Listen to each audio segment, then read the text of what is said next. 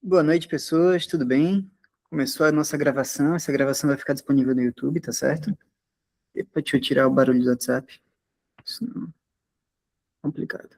Pronto. Essa gravação vai ficar no YouTube, vai ficar disponível junto com a aula do professor. Se vocês não viram ainda, a aula do professor Rafael está lá disponível, fiquem à vontade. A gente não pretende retirar essa gravação por um bom tempo. Enzo, se você puder passar pro slide Claro. seguinte.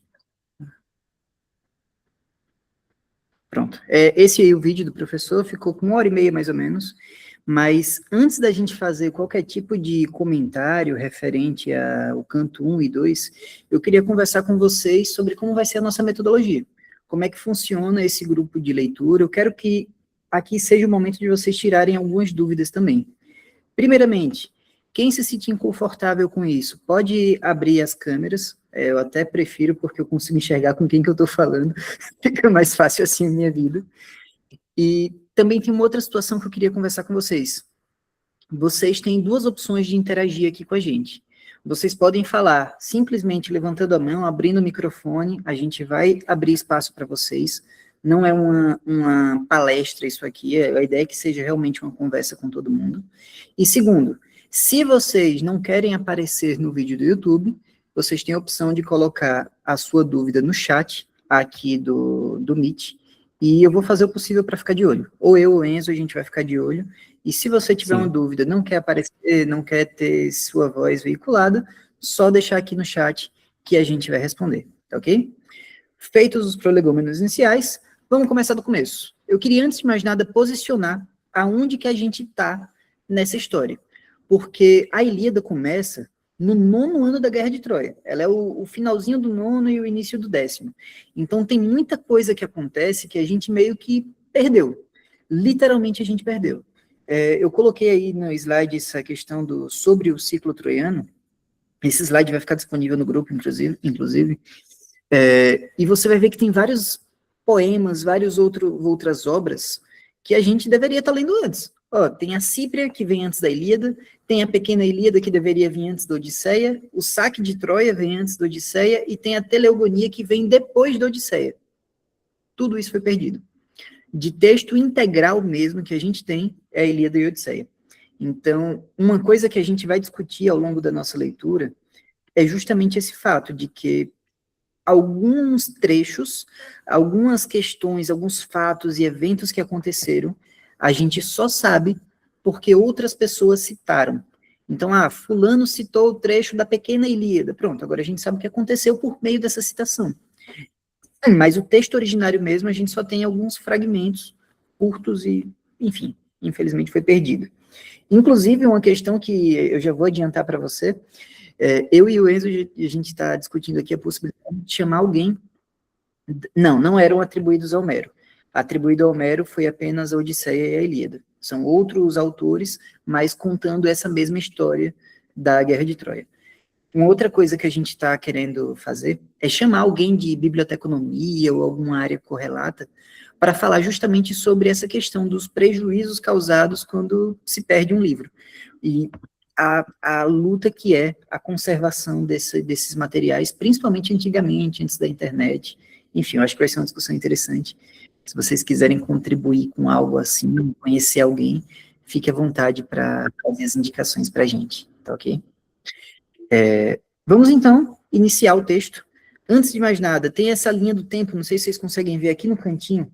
Enzo, você tem a opção de passar o cursor no slide? Deixa eu ver. No slide? Não, não? Acho que não. Aqui. Tem aí. Pronto. Aí, Opa. Eu não sou essa tão linha bom. do tempo que tem em cima, no canto superior direito. Aqui. Se você clicar nela, a gente vai entregar esse slide para vocês. Se você clicar nela, já vai aparecer um outro site que tem uma linha do tempo enorme da Guerra de Troia, com todos os eventos que aconteceram, justamente com esses fragmentos que foram encontrados do trecho tal, do trecho tal, do trecho tal. A gente escuta que a Ilíada é a história da Guerra de Troia, mas o principal evento que todo mundo conhece da Guerra de Troia não está na Ilíada. A gente não tem menção nenhuma Na verdade, a gente tem menções esporádicas, mas a gente não tem a passagem efetiva do que aconteceu com o cavalo de Troia. A gente não tem a questão do calcanhar de Aquiles, que todo mundo fala, não acontece aqui. Tudo isso é em outra história. Para quem já leu Aristóteles, na Poética, se eu não me engano, canto 23, o Aristóteles elogia o Homero por isso, porque ele poderia ter abarcado a história da guerra como um todo, mas ele optou por afunilar e escolher um tema específico para ser mencionado, que é justamente a ira de Aquiles, que a gente vai ver agora, já desde o primeiro canto ele já está estressado. Então, infelizmente, a gente não tem o contexto todo, e é isso. A gente vai ter que sambar com isso, a gente vai ter algumas dúvidas que vão ser sanadas com o contexto, e a ideia do grupo é justamente isso. Aqui, eu não quero que vocês tomem isso como uma aula, efetivamente. Aqui é um grupo em que a gente vai compartilhar experiências.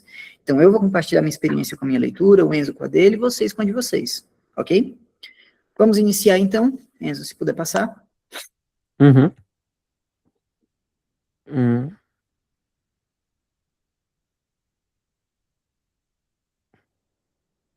Isso aqui é mais para quem for ler depois o PDFzinho. isso. A gente colocou uma citaçãozinha do Otto Maria Carpo.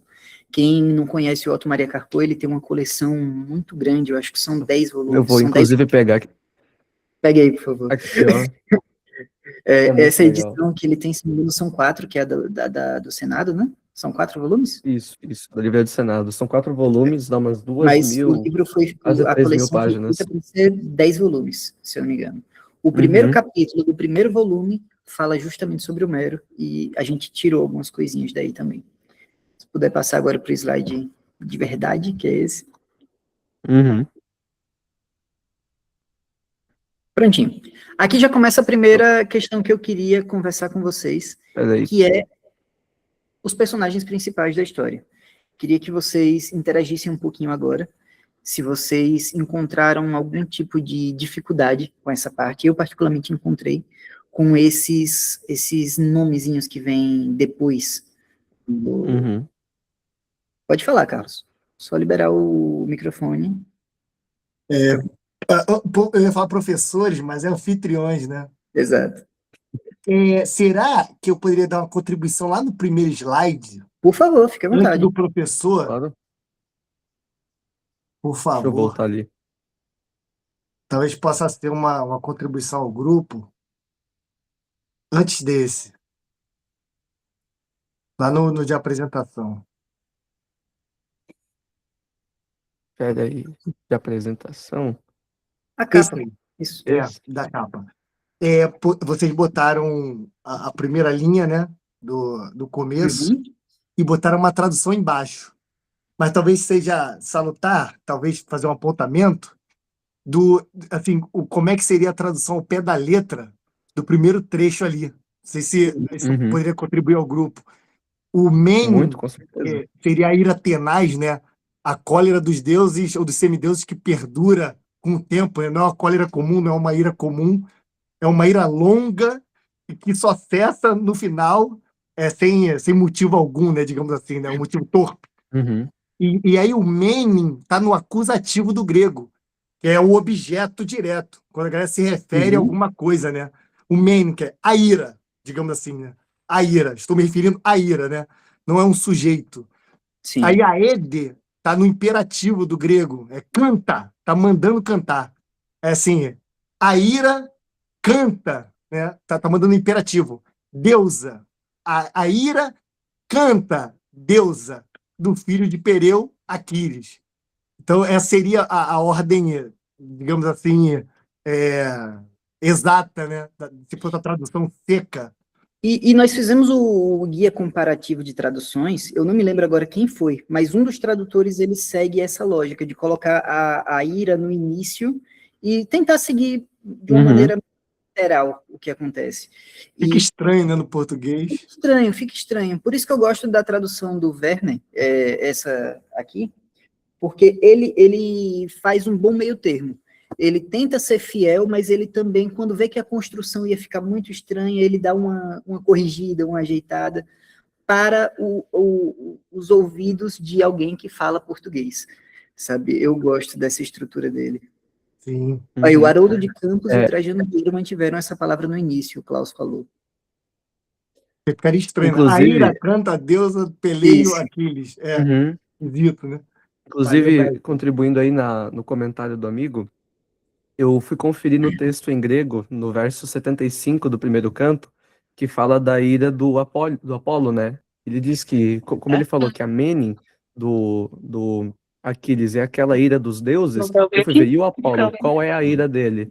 E quando você pega o texto em grego, também em latim, em português, eles usam essa palavra cólera, que é a mesma palavra que só se usa, tanto para Aquiles quanto para o Apolo, né? Dessa ira tenaz. Quando dá uma igualada, né?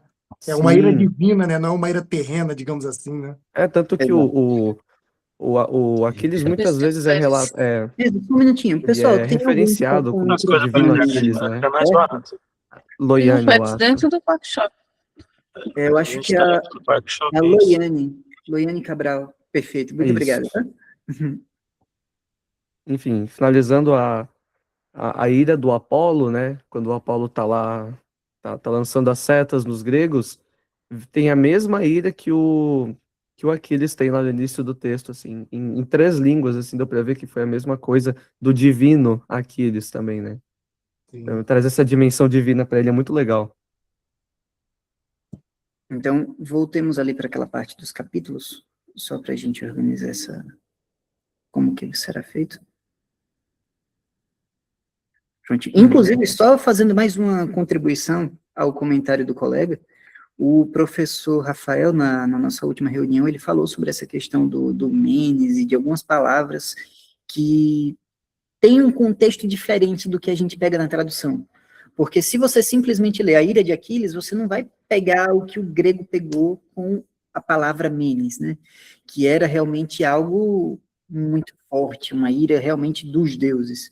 Então, é interessante a gente passar por esse ponto de que, às vezes, na tradução, se a gente não tiver uma boa nota de rodapé, um bom guia para seguir, a gente perde essas nuances do texto da tradução.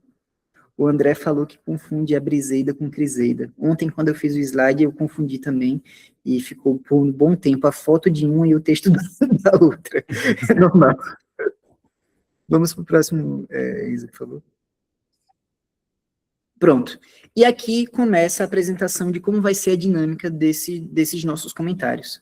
A gente separou 4 capítulos dentro de um capítulo. Então, no canto 1, a gente dividiu 4 cenas. Eu coloquei 3 pontinhos resumindo o que acontece, mas a ideia esse é o momento da gente falar sobre o que acontece no verso 1 ao 7.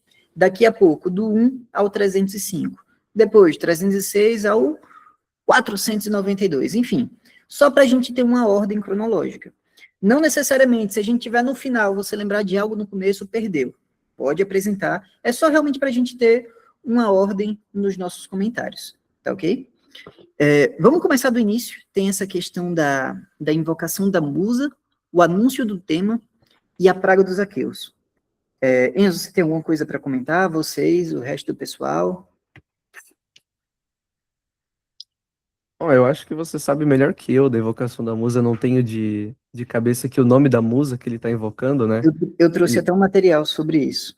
Excelente. Eu não entendo muito de mitologia grega, eu estou sendo introduzido nesse assunto agora com vocês, mas eu trouxe um quadrinho, não sei se vocês conhecem o Sandman, é do Neil Gaiman, e lá conta a história, entre várias outras, de uma personagem que eu acredito que é essa deusa que está sendo chamada. Enzo, passe o slide, por favor, para o próximo. O autor, ele não diz, ó, deusa tal, cante. Ele diz, a cólera canta deusa. Quem é essa deusa?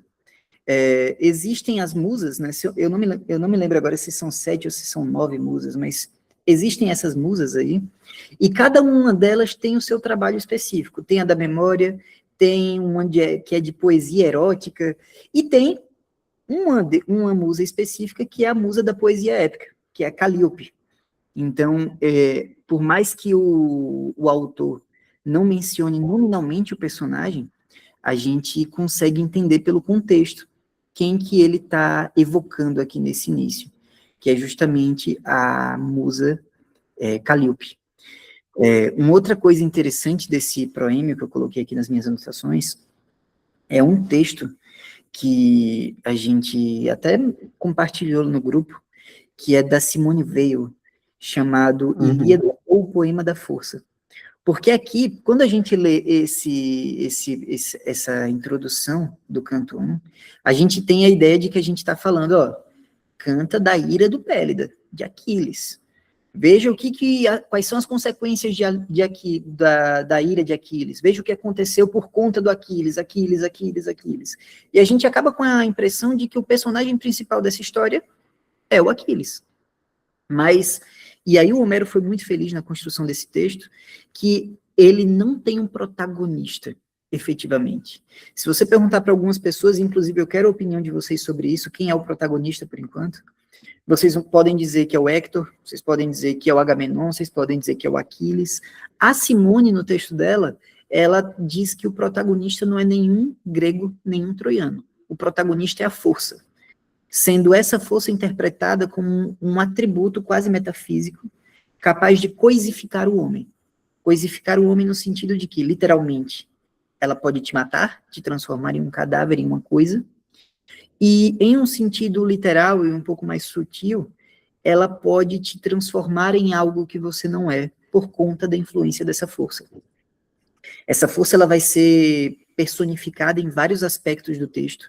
A gente vai ver a força sendo exercida de um monarca para com seu súdito, não necessariamente monarca, que não tinha monarquia na época, mas enfim, de um líder para com seu súdito, pode ser a situação impondo algo a alguém. Enfim, a gente vai ver a influência da força no texto. Não necessariamente é algo que eu preciso que vocês levem essa interpretação ao pé da letra, não necessariamente eu quero que vocês leiam a Ilíada com essa manifestação de, olha aí, agora vamos falar sobre a força. Leia do jeito que você quiser. Só estou enfatizando como que é interessante que o mesmo texto pode ter várias interpretações diferentes.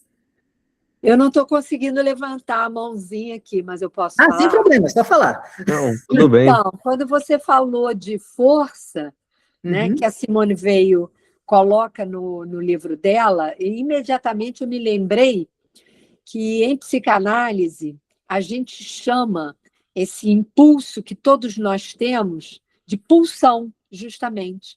A pulsão é uma força de vida e, ao mesmo tempo, mortífera. Entendi. E como que a gente encontra algo sobre isso? Tem alguma referência? Alguém que fala especificamente sobre isso? Tem no texto de Freud, por exemplo, no texto sobre luto e melancolia, ele fala muito sobre a pulsão de morte. Né? Ele fala de Eros e Thanatos, mas ele vai dizer que Eros Eros que tem a ver com o erotismo. Sim. E tudo mais, ainda assim, ele tem Thanatos, entende? Então, esse impulso, né, que é pulsão de morte, na verdade, que leva necessariamente para o inanimado. A gente costuma dizer, em psicanálise, que a vida quer morrer desde sempre. Muito interessante esse ponto, porque ele casa muito com o texto da Simone, né?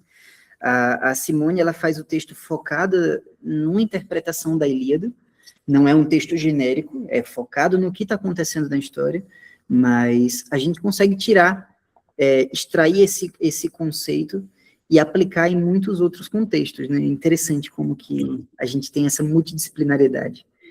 Eu acho... Pode falar, Isa. Eu acho que um dos pedaços mais chocantes, na verdade, o texto todo da Simone ele é muito chocante, porque ela trata a gente como um pedaço de carne mesmo, como os personagens são descartáveis dentro do livro. E quem tem a edição da Ubu, o Christian Werner também faz um texto falando isso, traz até uma dimensão poética de que é o poeta quem torna a carne um fato que fica para a história, né? Dá essa dimensão de infinitude, assim, do personagem. Mas o pedaço que eu mais gostei no texto da Simone é quando ela fala que no momento que um personagem tem uma arma apontada contra ele, ele já foi coisificado. Ele não é coisificado depois que ele morre. mas é quando a existência dele perde sentido, quando a consciência dele deixa de ser um formador e vira um detalhe. Lá ele vira uma coisa só. Esse pedaço foi muito bom. E eu acho que quando você pensa nisso, lendo o texto, né, de como as pessoas vão ficando descartáveis, como a consciência delas deixa de ser um fator estruturante da existência e vira só um detalhe delas lá, o texto ganha uma dimensão nova, assim, muito boa. Eu acho que foi uma sacada muito genial do Homero, né? Vamos dizer Homero, né? Mas uma sacada muito genial do autor escrevendo o texto. Exatamente. A respeito dessa parte, desse trechinho aqui que vai do verso 1 ao 7, alguém tem mais alguma contribuição, mais alguma adição? A gente já pode passar para a treta de verdade, que é o Agamenon versus o Aquiles. Queria manifestação de vocês acerca disso.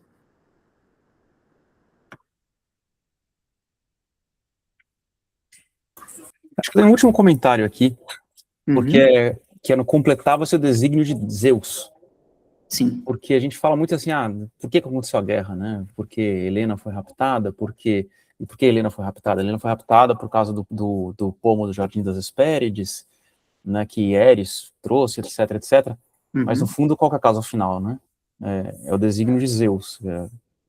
A Terra estava superpovoada, Zeus queria diminuir o número de pessoas, né? E que aí é um tema também que ele surge lá atrás nos mesopotâmicos também, né? No Gilgamesh, quando tem o dilúvio e tudo. Então acho interessante ver se já de cara dizer que a guerra, tudo que está acontecendo aqui é o desígnio de Zeus.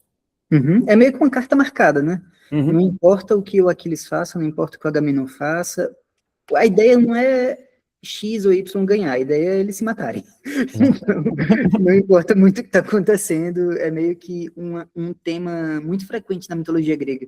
Isso de que dane-se sua ideia, você não é nada, tem um plano maior acontecendo e você é uma formiga, né? E nesse caso, eu não sei se você tem essa informação, porque eu confesso que eu não li o original, eu só vi o pessoal comentando sobre esse desígnio de Zeus, né? Mas você sabe qual é a fonte que tem isso? Eu sei que foi uma promessa que ele fez para Gaia, né? Agora eu não me lembro, eu acho que eu ouvi isso no podcast do professor Moreno, mas eu não tenho certeza.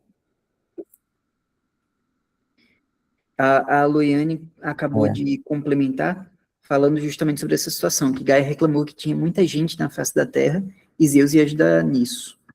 E, bem, é exatamente isso, o desígnio de Zeus que ele diz aqui. É porque é um texto muito trucado, né? Ele tem muita referência cruzada, e é como eu falei, algumas dessas fontes sumiram, e a gente, infelizmente, fica um pouco na nuvem quanto a isso.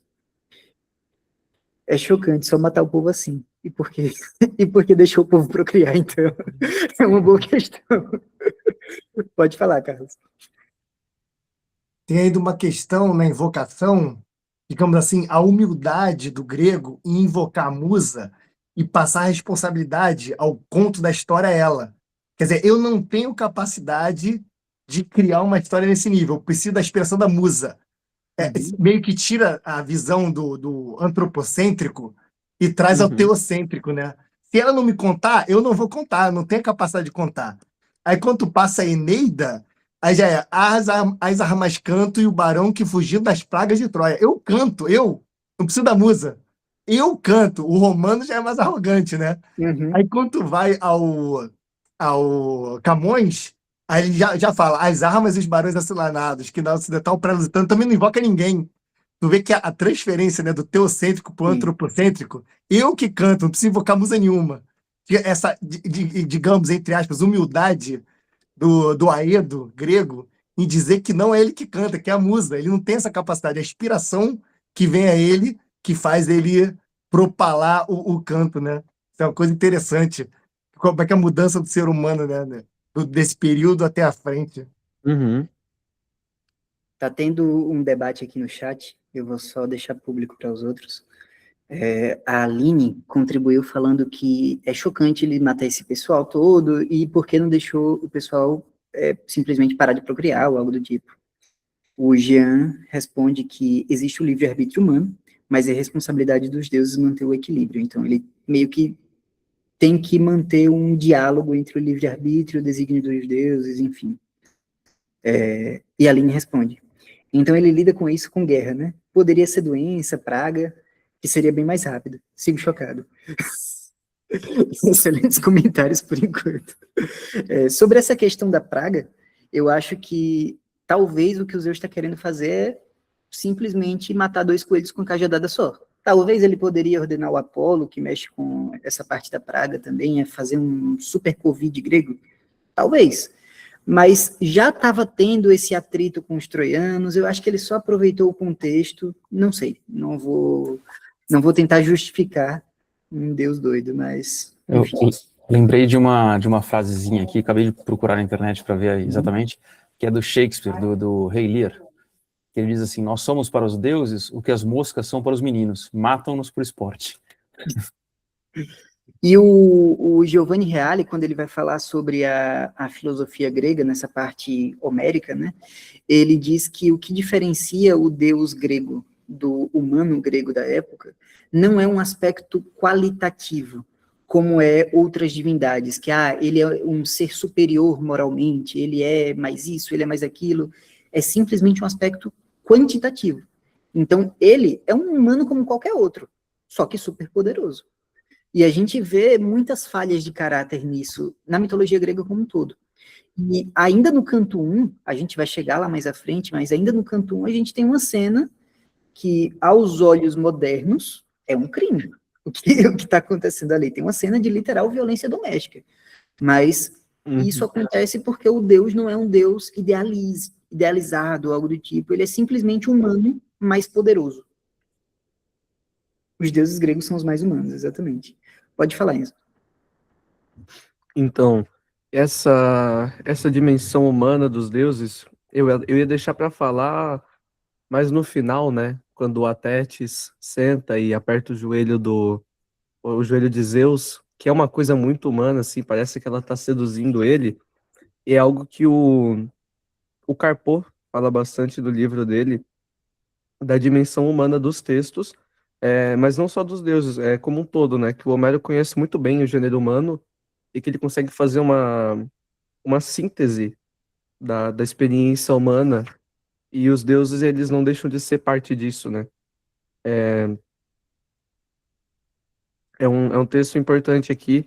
Ele fala: Homero fala de tudo que é humano, inclui na vida humana os deuses, que têm feição nossa, mas também o lado infra-humano e até animal da nossa vida. As fadigas físicas, a comida, o amor nas suas expressões físicas. Tudo entra em Homero. Eu acho que essa frase do Homero, perdão, do Carpo sintetiza isso que a gente estava falando, que a Ilíada tem a dimensão humana mesmo dentro da sacralidade.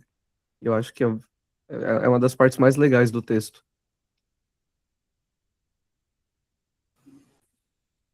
Interessante isso, como que o Carpo escreve. O Carpo, inclusive, ele é um autor absurdo. Se vocês gostam de literatura, quer ter uma leitura complementar, o livro do Carpo é incrível. Ele tem uma escrita... Eu estava até conversando com o Enzo. Ele é denso, mas ele não é difícil de ler. Ele tem muitas informações no texto, mas você lê como se fosse uma conversa. É um texto fluido. É muito bacana essa parte. Então, tudo muito Anne, bem você escrito, fez um né? comentário a respeito de um trecho, eu vou deixar para falar sobre ele daqui a pouquinho, só para a gente seguir a ordem cronológica, tá ok? Pode falar, Enzo. Não, só você falou, é um ótimo livro mesmo. Tava reforçando ali.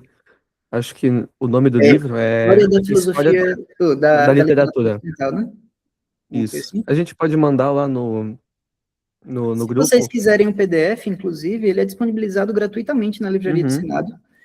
Não é pirataria, porque eles deixam.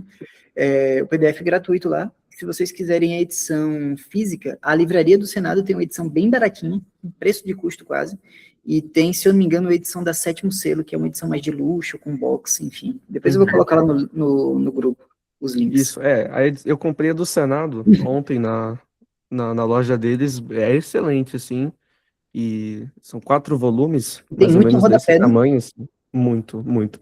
4 volumes, mais ou menos dessa grossura, assim, dá 2.700 páginas, eu acho, e é R$ 120. Então, a gente vê livro de 100 pila que não tem 100 páginas, é um preço muito, muito justo, assim.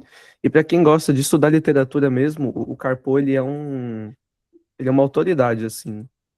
E o livro dele é muito acessível, até para quem não é acadêmico da área. Eu não sou, né? Então, eu leio o livro assim com gosto.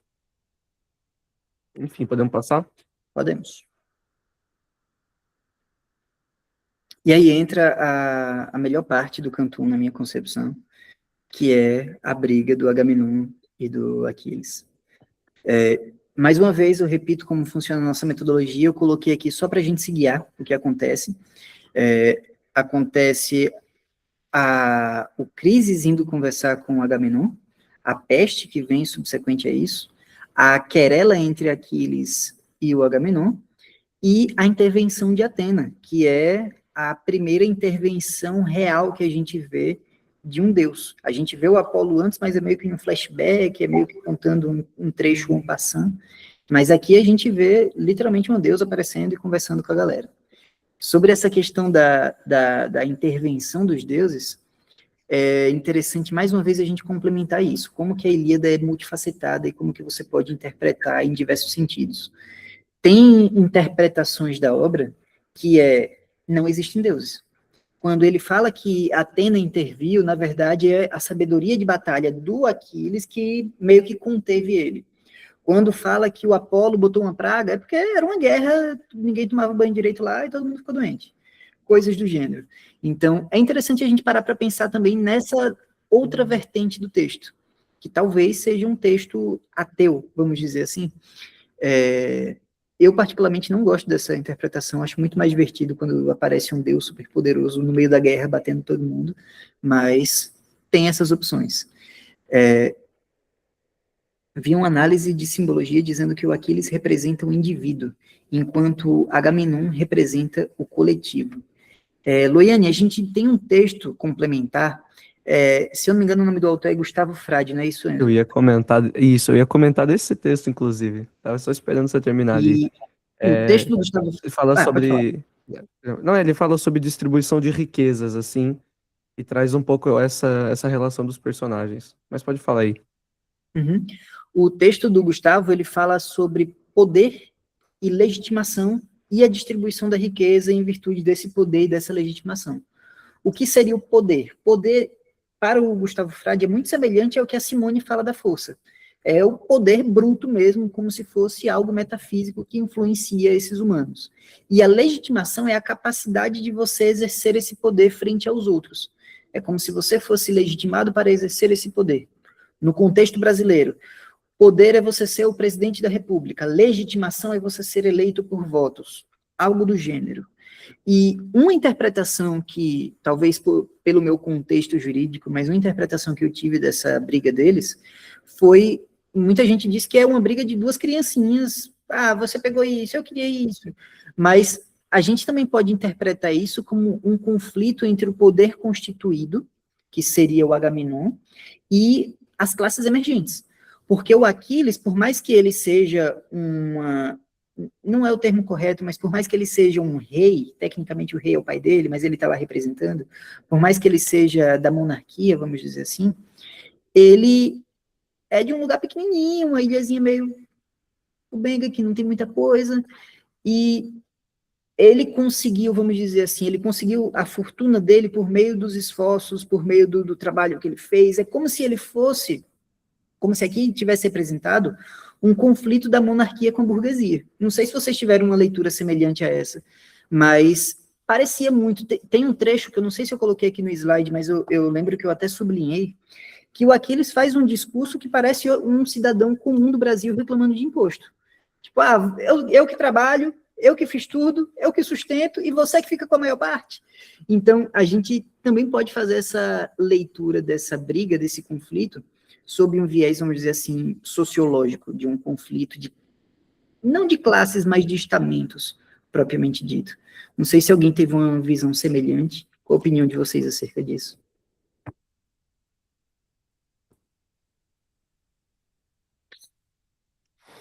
Eu acho que eu vou aproveitar, talvez, para enriquecer um pouco a conversa, né? trazer algumas frases do Gustavo Frade, inclusive porque deixa eu ver o nome aqui, a Loiane, dizendo que o Aquiles representa o indivíduo, o Agamenon representa o coletivo. A impressão que eu tive foi mais ou menos o contrário, mas não tão dualista assim, de que um é o coletivo e um é o individual, mas de que o Agamenon ele é muito mais individual do que o Aquiles. O Agamenon ele quer a Briseida por uma questão de ego, né? E daí a gente volta ali no início do Frade, que ele diz a legitimidade como reconhecimento social da capacidade de persuasão, de poder, e o Agamenon tomar os espólios, né? Tomar as mercês do Aquiles é uma forma de legitimar o poder dele, de reafirmar essa autoridade que ele tem em cima dos aqueus também, de que assim, beleza, você tem as suas mercês, certamente, e você conseguiu isso de maneira justa, mas quem tem o poder ainda sou eu, então eu decido o que você vai fazer com essa mercê, mesmo que ela seja sua, né? O texto do Frade apresenta muito bem isso. Na verdade, eu acho que tem um pouco de egoísmo dos dois, só que do Agamenon é um egoísmo parece que com um motivo por trás, assim, muito mais explícito, né? Então, essa questão de ego dele. Pode falar, Tássio. A Aline Freitas, ela fez um comentário interessante que eu ia falar sobre isso e eu esqueci. Então, levar a mulher de belo rosto foi só o estopim. Ele já estava inconformado desde muito tempo antes. Sim, e inclusive o texto nos dá resquícios disso. Eu estou procurando aqui o trecho em específico, mas mais ou menos a briga deles começa deixa eu ver, mais ou menos no verso 150. Mas, se você olhar o verso 91, eu não sei como está a tradução de vocês, mas na minha isso pareceu uma indiretinha de algo que o Aquiles já estava estressado antes da briga acontecer, e estressado diretamente com o Agamenon. Ele fala que ele é aquele que agora proclama ser, de longe, o melhor dos aqueus. Então, até quando ele vai elogiar o Agamenon no início do livro, ele não diz, você é o melhor. Ele diz, você é o que proclama ser o melhor, né? Você diz que é. Eu achei interessante isso. E se você olhar o histórico da Guerra de Troia, especificamente eu esqueci o nome da peça, mas eu acho que é Efigênia em algum lugar. Efigênia em Áulide. Em Aulis, isso, em Aulis, que tem uma edição até do Clube de Literatura Clássica sobre isso. O Aquiles e o Agamenon já brigaram a ponto do Aquiles puxar a espada para ele no ano 1 da guerra. A gente está no ano 9. Então, eles já não estão muito bem, não estão com uma relação muito boa, desde o início do livro. O que aconteceu foi, eles já estão numa situação que eles não se toleram. Já está um conflitando com o outro, um brigando com o outro em diversos sentidos, por diversos motivos. E, ainda por cima, tem esse ato de humilhação pública que o Agamenon faz, porque no momento em que eu tiro a sua honra, na frente de todo mundo, eu estou mandando um recado muito claro. Além de dizer que eu sou maior que você, eu estou dizendo que você não merece essa honra que você teve. Então, eu acho que é como a Aline falou mesmo, foi o estopim. Já estava com os ânimos cada vez mais piorando, e no momento que isso aconteceu, houve uma explosão de 9 anos de ressentimento. Se pá, até mais de 9 anos. Pelo menos é a interpretação que eu tive acerca disso. Tem algo a acrescentar acerca disso, Enzo? Tenho. Acho que foi um dos comentários mais legais que você fez para mim é de quando eles chamam aquele conselho, né, para falar sobre as mortes ali, né, que por causa da maldição do Apolo, que na verdade o clima tenso é porque já tava tudo uma merda, né? Eles só estavam tipo se segurando, como a Aline falou, né, de que aquilo foi o estopim. Tiveram vários estopins nesse começo do texto, e de que aquele conselho foi um jeito de tipo assim, beleza, galera, a gente precisa falar sobre isso aqui, porque tá começando a perder o nível, a gente já tá perdendo a mão do que tá acontecendo. Acho que esse foi um dos detalhes mais legais de quando eu reli a Ilíada, esse primeiro canto, e você, com esse comentário que você fez na cabeça, de que o clima lá tava terrível, todo mundo meio nervoso, assim, mas estava meio implícito que era, e só o Agamenon não queria reconhecer isso. E sobre essa questão do clima que estava lá, tem uma outra situação que eu não percebi apenas quando eu fui reler, eu acho até que eu conversei com você sobre isso, que é o Aquiles dando uma de João sem braço para convocar o pessoal para a Ágora, porque o Crises, quando ele vai conversar, o livro fala claramente, ele chamou os aqueus, ele falou na frente dos aqueus, e os aqueus concordaram, exceto Agamenon. É óbvio que o Crises não chamou todos os aqueus que estavam lá. Provavelmente ele chamou quem? Os monarcas, a galera mais poderosa, chamou para uma reuniãozinha e falou. O Aquiles faz parte desse grupo. Ele é filho de um monarca. Então, ele sabe do que aconteceu. E vamos pensar na cronologia dos fatos. Um sacerdote do deus da saúde e da doença, vamos dizer assim, aparece. O seu governante, ele faz algo muito complicado aí. Ele diz coisas muito feias aí para esse sacerdote. Imediatamente depois, os animais começam a adoecer. Ok, ninguém faz nada. Os humanos começam a adoecer. E começa a piorar. E começa a piorar. E começa a piorar. Tudo após ele ter desonrado o sacerdote. Você não precisa ser um gênio para somar um mais um. Então, na minha interpretação, quando o Aquiles chama os aqueus para a Ágora, ele está só fazendo isso por protocolo, só para não chegar e acusar o Agamenon de cara, justamente por conta desses atritos que eles já tiveram. Ele diz aqui, ó, chame alguém, eu vou resumir o que está sendo dito, chame alguém para que diga por que Febo Apolo ficou tão irado. Ou seja, ele sabe que foi o Apolo, ele sabe que o Crises era sacerdote de Apolo, ele sabe que o Apolo está irado, só não sabe contra quem, sendo que o Agamenon tinha estressado o Crises 5 dias atrás. Então, eu acho que a gente poderia ter uma interpretação assim, de que eles sabiam do que estava acontecendo, mas eu acho que eles não queriam agravar a tensão que já estava alta, então eles jogaram a bucha para os deuses. Ó, vamos ver o que os deuses...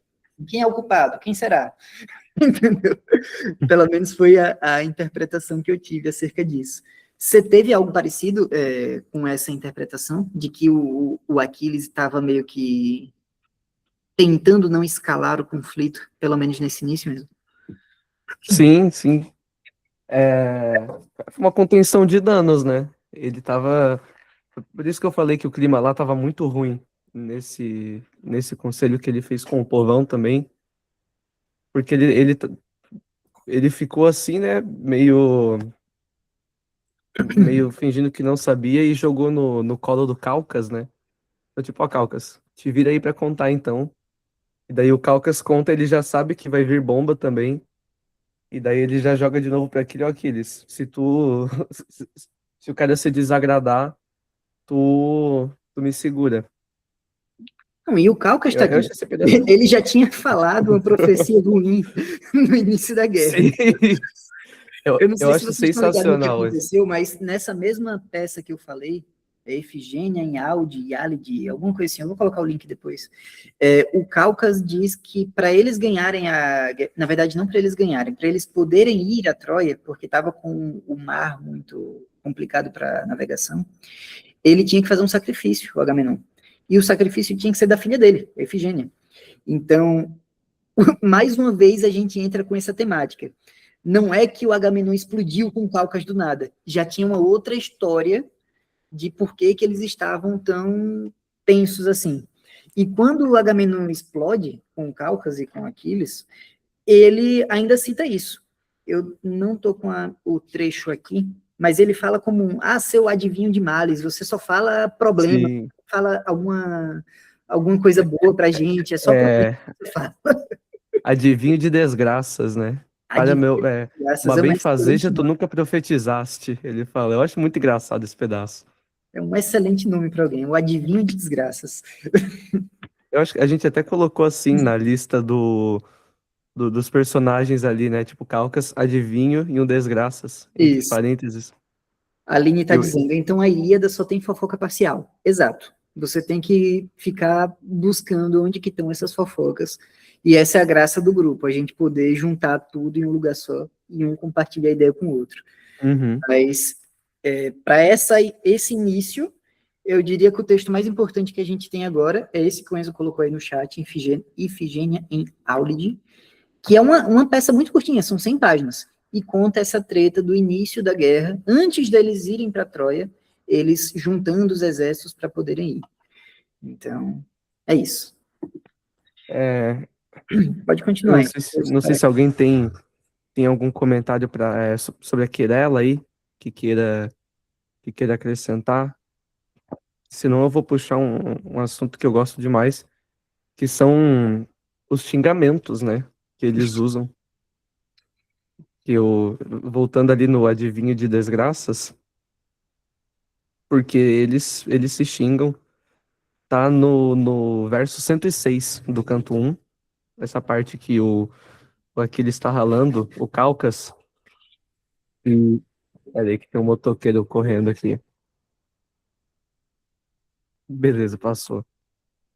E nesse pedaço aí, depois que o Agamenon descobre que a culpa do caos todo é ele, que eles se xingam muito, principalmente ele e o Aquiles, e eles entram num bate-boca muito engraçado do Aquiles chamando o Agamenon de cara de cão, muito bom, e depois ele chama de barriga de vinho também. Riu pra Barriga caramba de lá nesse vinho é um dos pedaço. meus xingamentos favoritos até agora. Eu acho que de toda a literatura, barriga de vinho Uhum. pega pesado. Tipo, é desmoralizante, né? E o Agamenon não deixa barato também, assim, então ele fica devolvendo pro, pro Aquiles. Eu acho que não tão bem nos xingamentos, assim, acho que ele pega mais na consciência, né? Que o Aquiles fala, tipo, o cara de cão, eu brigo e tu que pega os meus espólios depois, e o Agamenon devolve. Mas é fácil, tu é filho dos deuses, né? Então, esse E pedaço da... nessa parte das ofensas, Enzo, tem um ponto interessante. Eu não sei se você pegou essa referência, mas no 181 do canto 1, Uhum, o Agamenon faz uma ameaça. Eu vou ler aqui o trecho. Nem uhum, considera que errou, enfim. Essa é minha ameaça. Ele ainda, antes de fazer, ele anuncia, vou te ameaçar. Já que Febo Apolo tira Criseida de mim, a quem eu, com minha nau e companheiros conduzirei, vou buscar Briseida Bela Face, tua mercê, eu mesmo, indo à cabana, para bem saberes quão superior a ti eu sou, e que outros se apavorem de se crer igual a mim, e de rivalizar face a face. 2 pontos. Primeiramente, a gente tem o aspecto psicológico do Agamenon nesse ponto, de que, olha, o que está me incomodando, além de outros fatores, é que você está se achando superior a mim. Então, é meio que uma briga de legitimação de poder. A gente já tira isso. E segundo, é um trecho que eu só percebi na minha, eu acho que, terceira leitura. Vou buscar eu mesmo. O que ele faz daqui a pouco? Manda 2 funcionários dele buscar. Então, enquanto ele tá na frente de todo mundo, tá ligado? Eu mesmo vou lá buscar, uhum. porque você é sei lá do quê. 2 segundos depois, ele manda 2 funcionários buscar. E isso diz Ó, muito sobre o Agamenon e a personalidade dele. Inclusive, eu vou voltar no... dele se chama Passo Largo. Gostaria de deixar essa referência aqui, que Uhum. claramente o Homero está fazendo a referência a Tolkien, claramente. Mas sigamos, então. Eu voltei aqui no slide dos personagens principais, Uhum. e que tem ali o Agamenon com o barrigão pra fora e o Calcas tá ali, o adivinho grego de desgraças, né? Que a Exato. gente deixou essas referências também, porque, tipo, não vem outra coisa na minha cabeça quando falo o barriga de vinho, né? A tradução do Werner diz tonto de vinho, mas eu acho que perde um pouco a graça, né? Ele dá uma eufemizada, não é tão ofensivo quanto o barriga de vinho. É sensacional esse pedaço. Eu ainda acho que cara de cão consegue tem um impacto maior. Me pegou muito desprevenido. Eu tava lendo um negócio mó sério, os caras tava na briga, se preparando lá, falando disso, daquilo, do nada. Cara de cão. É muito infantil, velho, pro contexto que tá. Uhum. Mas Deixa eu pegar aqui que Isso eu fiz uma reforça outra... o aspecto humano do texto, né? De que não é algo que está muito acima, muito acima de onde a gente está, né? Na história, na nossa condição. Que eles também são igual, estão se xingando igual, e não quer dizer nada que tem algum deus, alguma superioridade hierárquica, né? Dentro do contexto grego, mas que eles são gente. A Aline está falando que barriga de vinho deveria ser uma super ofensa no contexto que eles eram guerreiros. Faz sentido também. Mas eu acho que o Agamenon especificamente é porque ele vem de uma campanha militar prévia. Ele já, eu não me lembro aonde que eu tirei essa informação, mas eu vi num podcast também do Noites Gregas, ele falando sobre isso. O Agamenon, ele já estava, vamos dizer assim, com uma tendência imperialista. Ele, não é à toa que ele tem o maior exército, por questão de dominação. Eu acho que eu leio o Agamenon muito com a figura do Robert Baratheon, do Game of Thrones. Ele é um cara que ele era um guerreiro muito bom, mas ele não é um bom administrador. Ele não é um bom rei, sabe? Tanto que o Gustavo Frade, ele fala isso no artigo dele, que a querela, que é o termo dito para essa cena, ela começa com erros de administração mesmo. Erro de administração do Agamenon na hora de não querer devolver a Criseida, e o erro de administração de brigar com o seu principal expoente na guerra, na frente de todo mundo e gerar tudo que gerou. Então, eu acho que eu leio muito a figura do Agamenon com a figura do Robert Baratheon. Ele é aquele guerreiro que foi bom no auge dele, e agora ele não é um bom gestor. Então, eu consigo imaginar ele com um barriga de vinho, literalmente. Uhum. Eu não sei se foi muito para ofender, eu acho que ele foi bem descritivo. E esse problema de administração, ele fica mais na cara no segundo canto. Eu não lembro qual é o nome do personagem, mas ele aparece e dá a sugestão de como dividir as tropas e mandar elas para Troia, eu acho. Aí você vai saber qual tropa tá mais preparada, qual não tá. Então, o Agamenon, ele tá numa posição de poder, tá ali com o cetro dele, mas ele não tem muita noção do que ele tá fazendo. E parece que quem tá submetido a ele, às vezes, tem mais noção do que fazer nesses contextos O também. André acabou de falar que ele foi promovido até incompetência. Não sei se vocês conhecem essa expressão, mas tem o efeito Michael Scott, que do The Office, porque o Michael ele era um excelente vendedor, foi promovido até ele virar um péssimo gestor, um péssimo gerente. Eu sinto que é muito o que aconteceu com o Agamenon. Não tem essa história, o Homero não fala sobre como que ele foi promovido até o máximo sumo general, mas eu acho que foi algo assim. Eu tenho essa teoria da conspiração grega aí. Uhum. Tem a extensão da teoria que diz que todas as pessoas são incompetentes, que todo mundo vai sendo promovido até ficar incompetente. Todos os cargos estão ocupados por incompetentes. Faz sentido. O Carlos, inclusive, acrescentou. Por isso a mulher dele o passou na volta. Ou seja, nem a vida pessoal dele ele sabe administrar direito. Não, definitivamente. A esposa dele estava esperando esses 10 anos da guerra, enquanto a gente tem a Penélope do Odisseu, que passou 20 anos esperando, cadê ele, que não volta por saudade? A esposa está esperando que ela queria esfaquear. A gente sabe muito bem o porquê. O Acho que Jean falou que o Agamenon virou rei por casamento. Eu acredito que ele já vinha de uma linhagem real, né? Tanto que ele vem da casa do Atreu, que também era, eu acredito que era monarca também, mas sim, o casamento dele influenciou ele conseguir muito poder. E talvez seja essa promoção por incompetência que a gente está falando, mas eu não me lembro. O Menelau é irmão do Agamenon, Luiz. Eu acho que eles são da mesma linhagem, que é essa da casa do Atreu. Mas eu confesso que eu não sei a genealogia certinho deles, então a gente pode dar uma olhadinha nisso depois.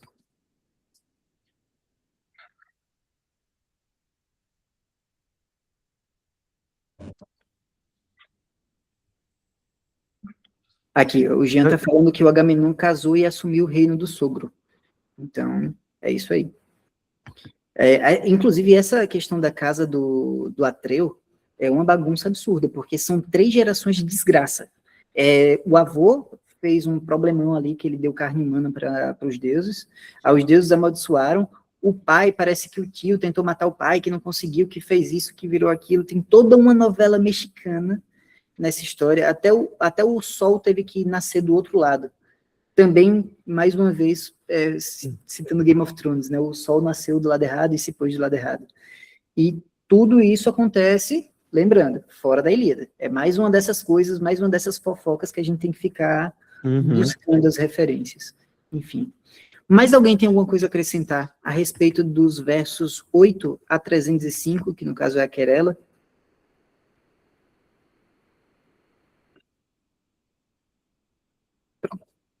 Opa, o André falou. Nossa, esse detalhe eu não sabia. É o Atreides, que seria um descendente dos Atreus no ano 20.000 depois de Cristo. Cara, eu não sabia disso, que É um interessante. reinado dos Gracentes também. É um reinado desgracento, com certeza. Eu não sabia dessa informação, muito bacana. Então, Pô, isso é muito a gente tem aí específico. a maldição da casa do Atreu, tá durando pelo menos uns 25.000 anos. Não foi uma boa ideia o cara ter dado carne humana para os deuses. Definitivamente. Então, sigamos para o próximo capítulo que nós temos, que é a questão da greve. No mesmo slide. No mesmo slide, isso, da Atena, né? Que é a greve. No caso, você passa 2, que a gente já passou por essa citação. Para ficar marronzinho. Isso. Pronto, perfeito. Deixa eu só ver como é que tá os comentários aqui. O genealogista deles é brabo, realmente. Sofrendo bullying, né? Melhor, o Atreu sofrendo bullying aí. O tamanho dessa árvore genealógica para eles conseguirem fazer isso. Mas, enfim. Capítulo da greve. Aqui aconteceram 3 fatos que eu considero importantes, mas, mais uma vez, eu reitero, fiquem à vontade para acrescentar alguma outra informação que eu talvez tenha omitido. O Aquiles entra em greve, ele não vai mais para os eventos da guerra, sejam eles a batalha em si, seja eles uma conversa na ágora. Ele simplesmente se recolhe para a tenda dele e fica lá. A Tétis aparece. A Tétis é mais uma divindade que a gente encontra. Ao todo, já encontramos, eu acho que 3? Apolo, Atena e agora a Tétis. E a Criseida é restituída. Eu tenho um comentário interessante a respeito disso da Criseida restituída, mas, Enzo, você tem alguma questão a respeito dos 2 primeiros pontos? Do primeiro, eu acho, tem que falar do Aquiles chorando, né? Eu acho importante. É um negócio que não dá pra gente ignorar. E quando... Acho que isso é mais pra frente, na verdade, mas quando o Aquiles volta pra tenda dele e os dois vão lá buscar a Briseida, que ele tá sentado, olhando pra baixo, assim, parece que ele já desistiu completamente, ele tá super derrotado. É um negócio engraçado. E isso para mim conversa com o choro, que o Aquiles, ele largou mão muito rápido também, depois que Atenas veio conversar com ele. Tipo, ele voltou pra casa, chorou um pouco e ficou lá com cara de triste, esperando os caras puxar a mulher dele. Cara, tem uma história da mitologia grega que uma pessoa em específico, eu acho que é Aracna, alguma coisa assim, alguma coisa que lembra aranha. Ela falou para Atena que ela era uma costureira melhor do que a Atena. A Atena ficou pé da vida e transformou essa mulher em uma aranha. Eu acho que se eu morasse em um universo em que existiam deuses tão... Ariadne. Pronto, perfeito. Só que, para mim, tinha alguma coisa a ver com aranha o nome, talvez seja o nome grego. Ariadne é que teceu o fio que foi usado para seguir o labirinto em Teseu. Isso, eu acho que é Aracne entrar mesmo. No negócio lá do Minotauro. Então eu acho que é Aracne, né? Para mim era alguma coisa envolvendo aranha o nome. Mas, enfim, alguém fez isso com a Atena e ela transformou ela em uma aranha. Então, na dúvida, se eu fosse o Aquiles, ainda que eu seja um excelente guerreiro, eu não queria estressar ela, sabe? Então, eu entendo por que ele simplesmente desistiu rápido e, não, ok, eu só vou chamar ele de cara de cão e tá tudo certo. Eu faria isso também, foi uma boa decisão. Enzo, continue aqui que eu vou só pesquisar o nome da moça. Para mim era alguma coisa a ver com aranha. É, então, vou voltar ali onde eu falei, do Aquiles chorando. Eu esqueci o nome de quem contribuiu lá com aqueles comentários de psicanálise com a gente, mas eu acho que em vários... Teresa Nazar que falou disso. Tereza, isso. Obrigado, Tereza. Eu acho que ela até pode contribuir com isso, porque o Aquiles, ele é fica claro desde o começo que ele é um grande guerreiro, ele é um homem muito forte, é uma força sobre-humana, assim, mas que na primeira discordância que ele teve lá, que ele viu que ficou para trás, e não por força, né? Foi por poder, obviamente. Ele foi pra beira-mar, se ajoelhou e chorou, e chorou, e chorou, e se esperneou lá, e a mãe dele voltou. Aí ele fica lá abraçado na mãe, com a mãe fazendo carinho, assim, Tétis. Tétis. pets. E é uma cena engraçada, porque ele perde aquela aura de um homem forte, e aquela coisa amedrontadora, e ele vira, parece uma criança de novo no colo dela. Então, posso falar alguma coisa sobre isso? Com Pelo menos que a certeza. minha interpretação. Por Deixa eu favor. botar aqui. Aí. É que eu tirei aqui que eu estava. Não, eu estou aqui? Estou aqui. Ok. Então, a questão do Aquiles, né, é que ele faz uma escolha. A escolha dele, ele teria duas possibilidades. E aí, na Ilíada, não sei se é no. Acho que é no canto primeiro, sim. Ele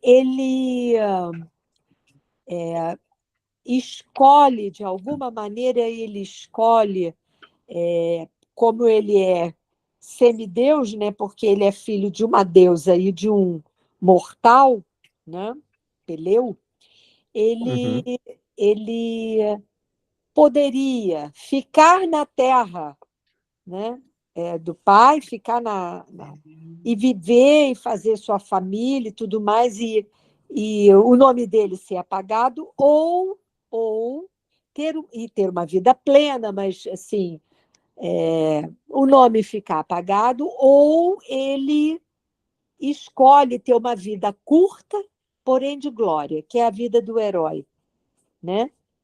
E ele então faz essa escolha, a vida do herói. A minha interpretação é que, primeiro, ele era muito jovem, né? Aquiles era muito jovem. Quando a gente fala de muito jovem mesmo. Até agora, no canto 1, acho que ele tem 16 anos. Muito, muito jovem.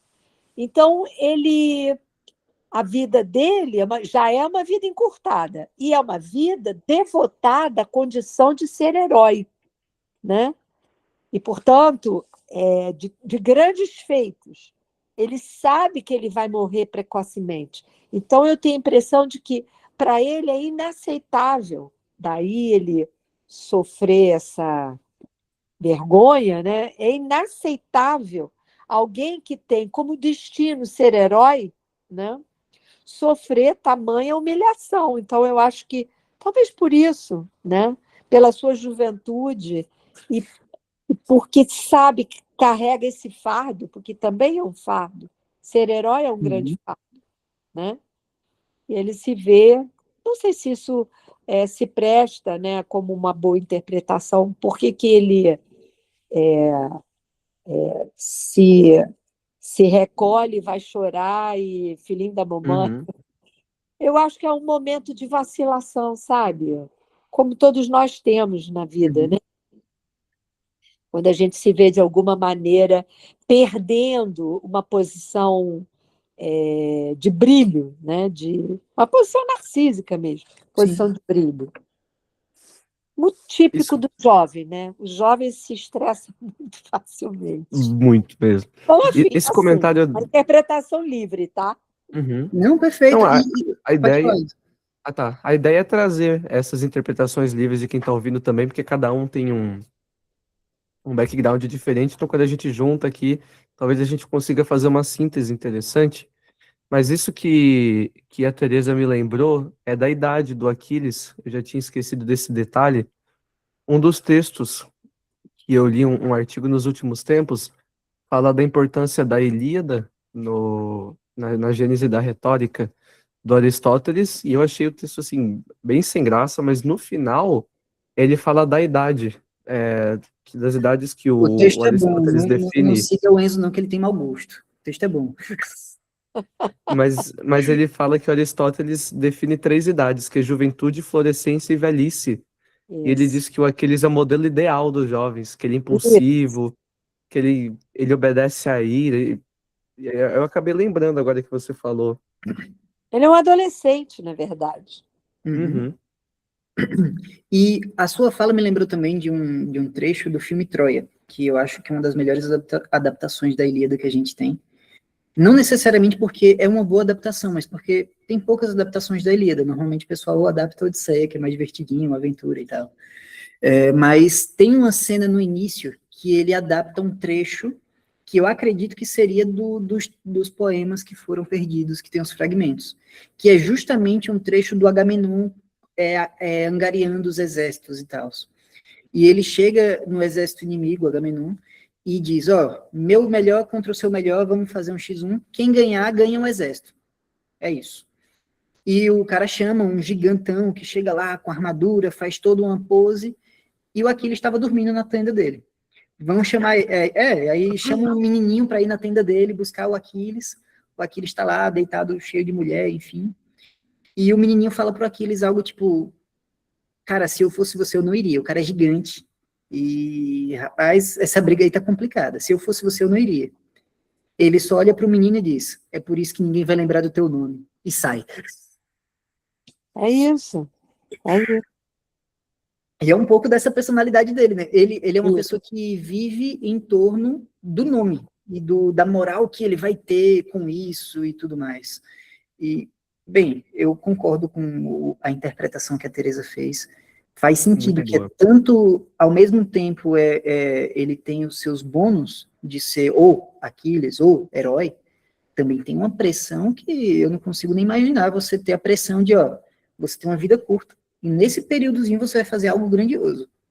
Eu fico pensando até o raciocínio dele durante a querela do tópico passado, de, putz, eu tenho uma vida pouca, era para o meu evento grandioso ser agora, e ao invés de eu estar sendo enaltecido, eu estou sendo humilhado. Talvez isso fundamenta também o motivo da briga que eles tiveram, né? Mas enfim. Posso trazer uma frase que eu acho linda? Por favor. A lei precisa, a propósito do que a gente está falando aqui, do Jean-Pierre Vernant, um livro que eu gosto muito, chamado Universo, os Deuses e os Homens. Deixa eu trazer para vocês. Ele diz assim, querer ser imortal é, em parte, aceitar perder a vida antes mesmo de vivê-la plenamente. Eu acho isso lindo. Uhum. Uma frase muito bonita. É uma frase muito interessante mesmo, porque ela dialoga com essa questão de que talvez na busca por algo você perca aquilo que você está buscando. Porque se eu passo a vida toda em a busca de um objetivo, a busca de ter essa vida, ter essa vida, ter essa vida, quando eu vejo eu morri e não tive a vida que eu estava querendo ter. É uma leitura muito interessante que a senhora está fazendo da Ilíada, e é interessante como que a gente consegue compartilhar esses insights, cada um com sua órbita, porque eu tenho certeza, na minha primeira leitura, eu li isso aí como, ele tá chorando, e segui. É interessante como aqui no grupo a gente consegue ter essa multidisciplinaridade, né? Deixa eu Eu só lembrei de uma, enquanto você fala, Enzo, pode falar. eu lembrei de uma outra frase, e é uma referência tenebrosa, na verdade, para esse contexto, mas na carta do Getúlio Vargas, o saio da vida para entrar pela história, faz muito sentido nesse contexto também, de ele se despir um pouco disso, entender que o papel na história dele vai acontecer só depois que ele se for. Uhum. E talvez esse encantamento da juventude não deixe ele pensar nisso, né? Essa impulsividade dele. Acho que o André abriu o microfone. Você quer Eu falar ia alguma falar, eu coisa? não gosto do Getúlio, mas essa carta dele é um documento Não, maravilhoso. eu também não gosto, mas não tem igual isso aí, né? Essa frase, a primeira vez que eu ouvi na escola, foi sensacional. É uma frase que tem peso, né? Tem moral. Uhum. O primeiro passo em direção à eternidade, né? Ele fala, saiu da vida para entrar na história, né? Fudido. O Joab, ele complementa aqui falando sobre a história de que a Tétis mergulhou o Aquiles no rio Estige, e por conta disso ele tem essa dita invulnerabilidade, exceto nos calcanhares. Fazendo apenas um adendo, isso é posterior à Ilíada, muito posterior à Ilíada, é do período clássico, se eu não me engano, em uma peça de teatro que tinha que falava sobre isso. Então, é aquilo, os gregos, como a gente conhece, os filósofos, eles conhecem essa história e provavelmente leram a Ilíada pensando nisso. Mas o cara que estava ouvindo a Ilíada cantada, nos seus primórdios, ele não tinha essa interpretação. Ele achava que o Aquiles era só um guerreiro muito bom. Então, enfim, é interessante isso. Exatamente, mas só para te explicar, Carlos, o canto 2, ele é qual é o nome mesmo da nau? O catálogo das naus. Então a gente tem muito pouco o que falar. A história está toda no canto 1 mesmo, o canto 2 é rapidinho. Sim. Deixa eu só Até ver. nas nossas pesquisas, a gente encontrou vários artigos tratando especificamente de acontecimentos do canto 1. Muitas coisas assim, muita gente desmontando os fatos, refletindo sobre. Parece que o canto 1 ele é uma história por si mesmo, assim. É o canto E 1, depois pula para o canto 6, como um que tem muita coisa. Depois eu acho que é só lá na segunda metade que tem mais coisas importantes, assim. É porque o canto 1 é realmente um canto fundacional da história. não, é sensacional. Vocês têm O mais alguma canto coisa a falar desse capítulo da greve? Dá até para pular o catálogo. Exato, eu confesso que não pulei, mas eu fiz aquela leitura super rapidinha. Eu devia ter pulado o tá catálogo. ótimo. Pronto, Enzo. Então, se você puder pular para o Olimpo. Claro. Mais uma frasezinha, para quem Isso quiser aqui, ler depois. inclusive, é aquilo que eu falei do Agamenon. Uhum. Eu mesmo devo tomá-lo, ele falou. A gente vai ver daqui a pouco.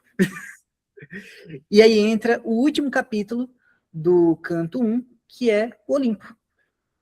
Quais são os fatos importantes que eu selecionei? Lembrando mais uma vez, se vocês tiverem mais, podem falar. A Tétis suplica a Zeus, o Zeus consente com esse pedido, vai ter que ver depois, e tem uma ceninha de violência doméstica que algumas pessoas falam.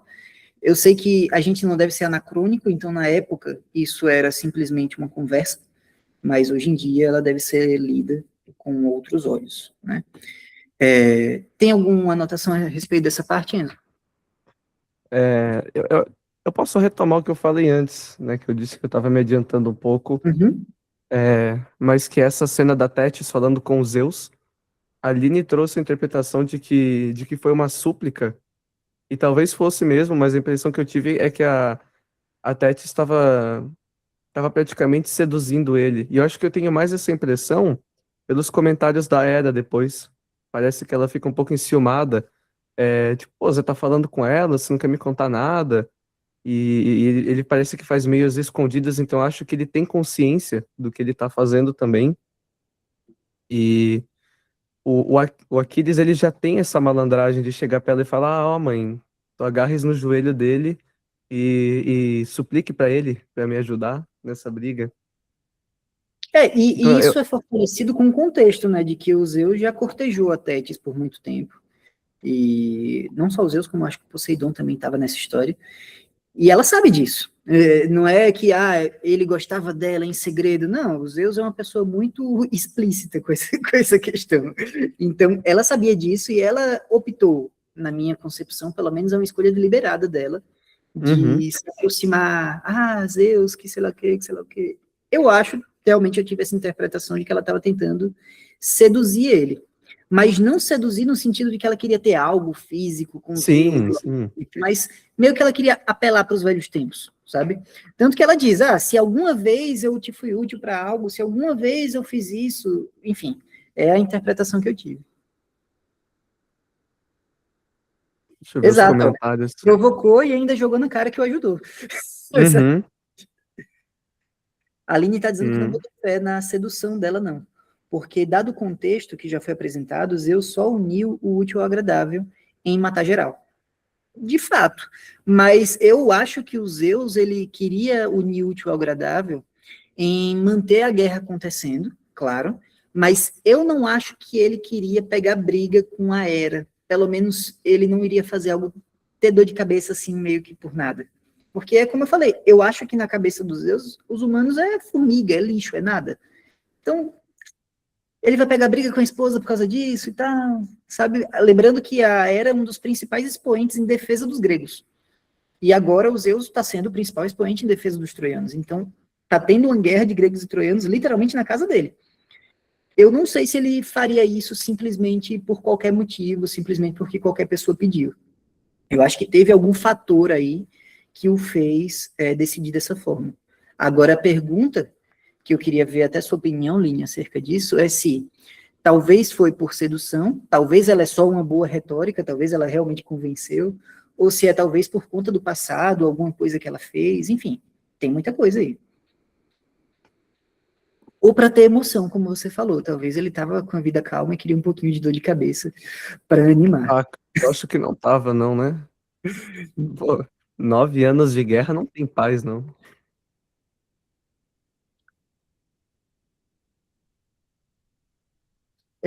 Jean está falando aqui, para os deuses, os gregos precisavam ganhar. Com o pedido de Tétis, ele precisou deixar os troianos levarem uma vantagem para que o Agamenon se obrigue a pedir desculpas.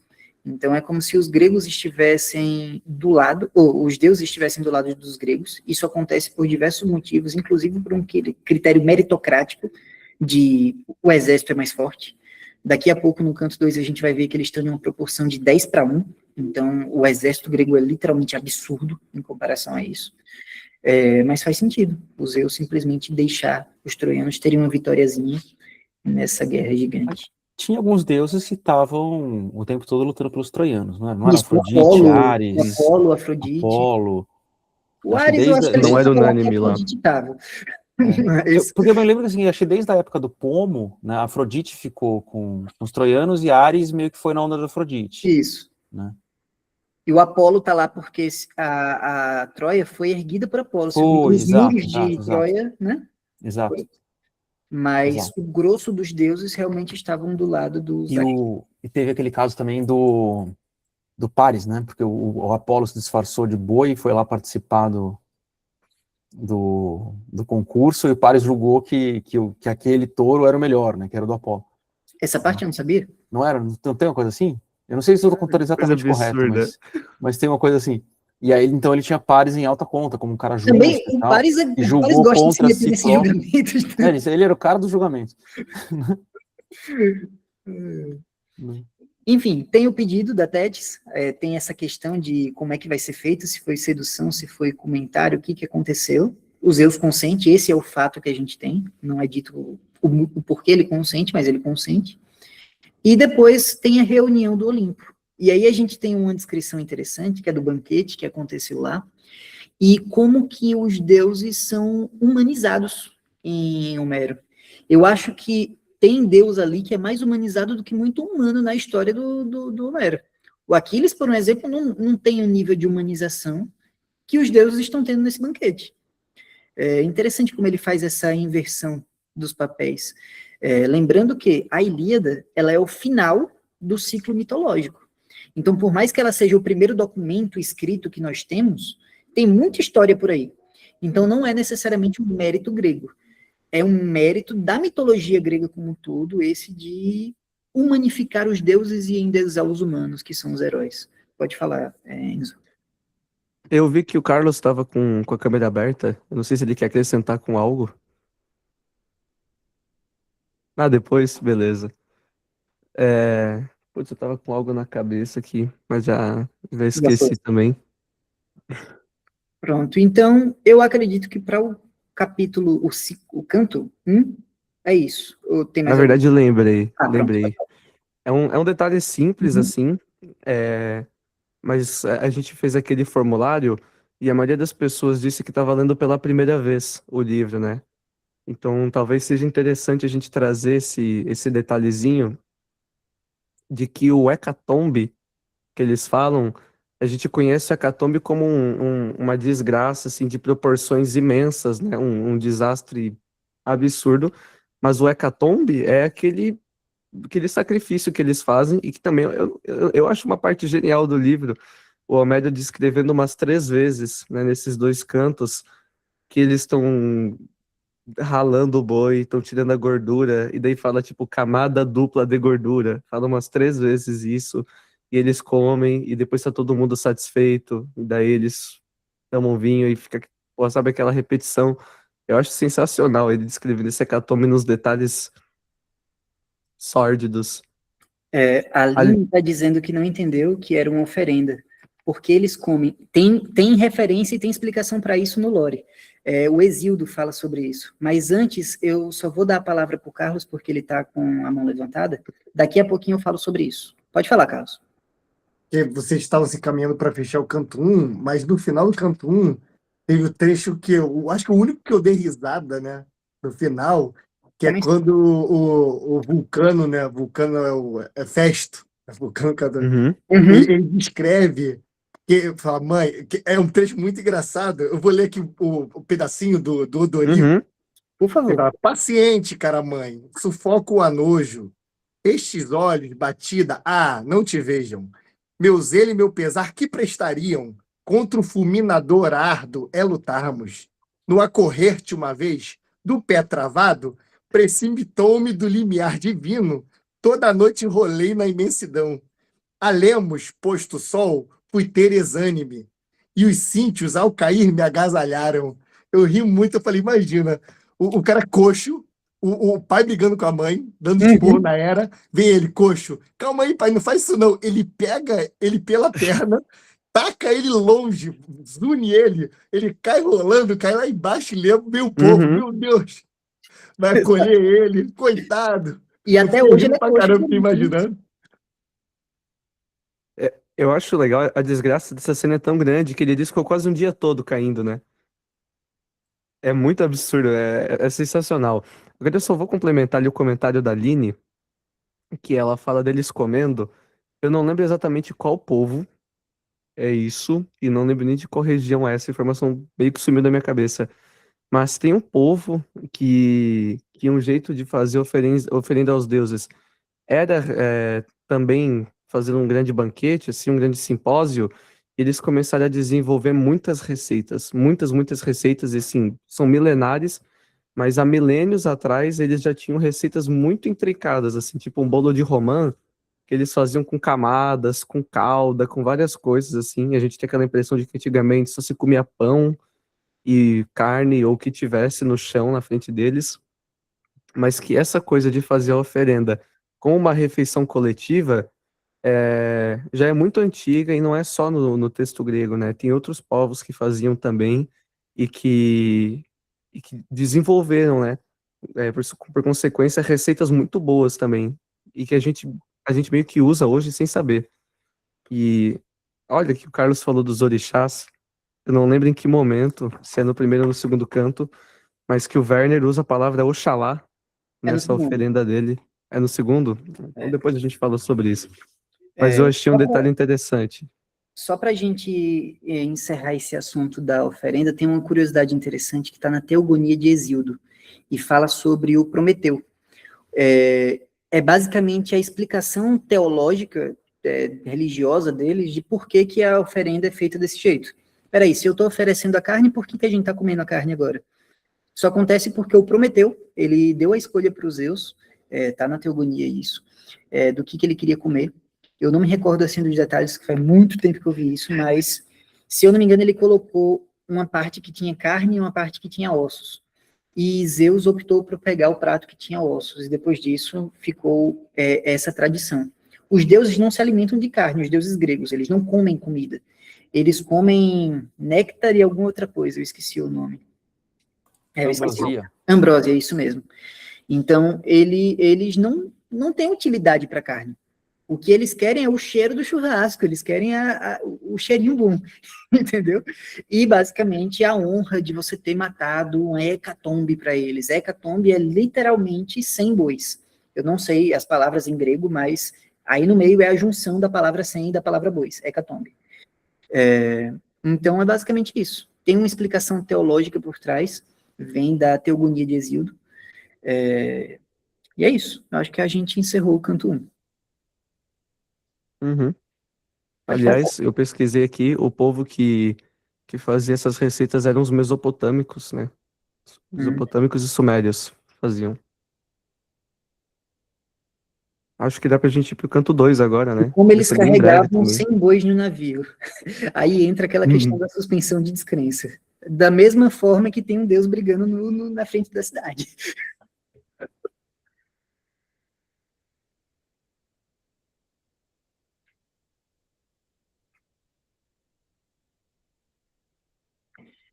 Estão dizendo aqui no chat, o Carlos e o Jean, que eles pegavam de outras cidades, eles roubavam e tal, mas se eu não me engano, no canto 1 é dito que eles colocaram a Hecatombe junto com a Briseida para levar ela para a Ilha do Crises. Não sei se foi talvez uma viagem curta, por isso que eles fizeram isso, mas se eu não me engano tem uma menção a isso. Mas enfim, eu não me lembro desse trecho não. Mas provavelmente eles não levaram todos os gados realmente para Ilion. Eles saquearam de lá e tal, mas enfim. Pode passar o slide, Enzo, para a gente ir para o canto 2. Aqui agora vai ser rápido, né? O canto 2 é bestinha, não tem muita coisa, não.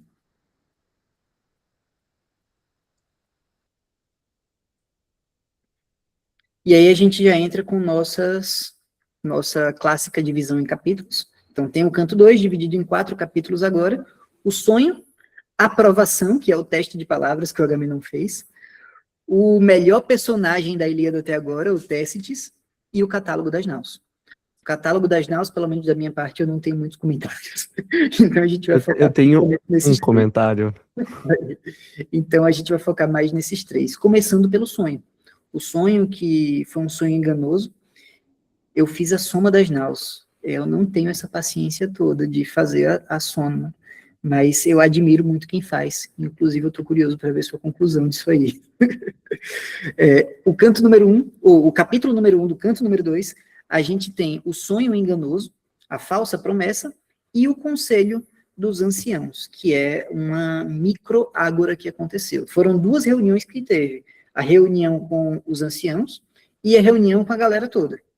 Capítulo 1 agora vai ser a reunião, vamos dizer assim, fechada, de portas fechadas. Alguém tem algum comentário a respeito dessa parte do sonho? Uma coisa que me veio na mente foi só... Porque isso foi dito, o Agamenon, quando teve o sonho, ele falou com todo mundo. Falou com pelo menos os personagens que têm nome, né? Dentre eles estava o Nestor. Eu fico imaginando a cara do Nestor, sabendo que algum deus usou a cara dele, entrou na sala do Agamenon e começou a falar alguma coisa. Tipo, deve ser uma coisa muito estranha isso. Usaram meu rosto, foram lá falar com o cara. Enfim, foi um comentário que eu tive ao ler isso. E golpe baixo dos Zeus, né? Golpe baixo dos Zeus. Mais uma vez, aquela questão de que o deus grego ele não é um deus qualitativamente grande. Ele é um deus quantitativamente grande. Ele é poderoso, mas ele é um humano falho como qualquer outro. Se o Nestor falou, confia, o Jean falou. E é basicamente isso que eles falam. Se fosse qualquer pessoa falando sobre o sonho, eu não acreditava. Mas como é o Agamenon falando, eu confio, eu acredito. Ok, então esse sonho aconteceu. Acontece um diálogo mais ou menos assim. Já que foi o Agamenon, deve ser verdade. Passe para o slide da citação mesmo, por favor.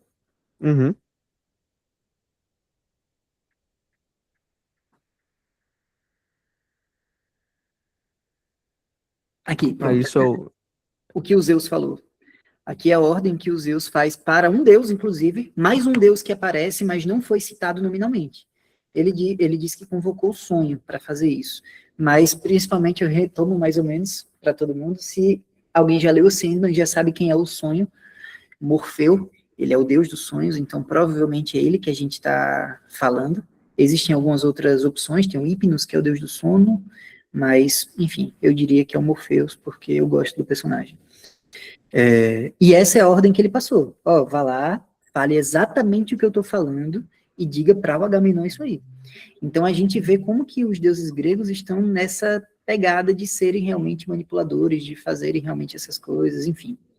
A gente já tem essa construção do personagem desde o início do canto 2. Pode passar. E aí entra o principal capítulo do canto 2, que é o teste de palavras. Alguém teve dificuldade para entender esse teste de palavras? Porque eu tive que ler umas 2 Eu vezes. também tive. Peraí, por que você fez isso? Qual é a lógica de você chegar no seu exército e dizer, exército esse que está 9 anos sem ir para casa, claramente está com saudade, não quer estar na guerra, ninguém quer estar em uma guerra, e ainda dá a esperança para eles de, e aí, quer ir para casa? Eu desisti. Deixa eu ver aqui o comentário da Aline.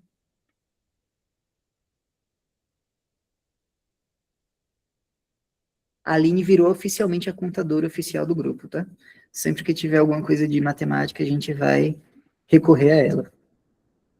O André está dizendo que teve que voltar e reler também. Eu confesso que Terrível esse pedaço. Eu confesso que até agora eu não entendi. Tipo, eu entendi factualmente o que aconteceu, mas eu não entendi o porquê que isso aconteceu. Qual é a lógica que o Agamenon tirou na cabeça dele de, peraí, eu vou fazer esse teste de palavras? Eu até fui para a internet ver o que o pessoal está falando sobre isso, e eles dizem que é meio que um teste da moral do exército. Ele queria meio que fazer um ponto negativo para depois eles voltarem com a moral acima para ganhar a guerra. Enfim, saiu completamente pela culatra. E exatamente o que o Jean falou, Agamenon, vamos voltar, todos. Eba! Exatamente isso. Eu não entendo como que ele pensou que ia ter outro resultado, tá ligado? Mas, enfim, aconteceu isso. É o teste de fidelidade grego, exatamente. Foda. Tipo o Jânio renunciando à presidência. O André falou. Aí um cara que eu gosto é o Jânio Quadros. Que personagem memorável da política, Bizarro, né? né? E o Cara, Carlos fala, quero ver quem vai peidar na farofa. O problema é, todo mundo peidou, todo mundo quis ir embora. E faz sentido, porque eu queria ir embora também se eu estivesse no contexto deles. É como o Aquiles falou lá no canto 1. Cara, os troianos não me fizeram nada de mal. Em nenhum momento, nenhum troiano mexeu com esses gregos tudo aí. Eles mexeram com esse grego específico e eles só estão lá porque fizeram um juramento. Alguns deles nem juramento fizeram, foram os antepassados. Por um exemplo, o Aquiles não fez juramento, quem fez foi o Peleu, o pai dele.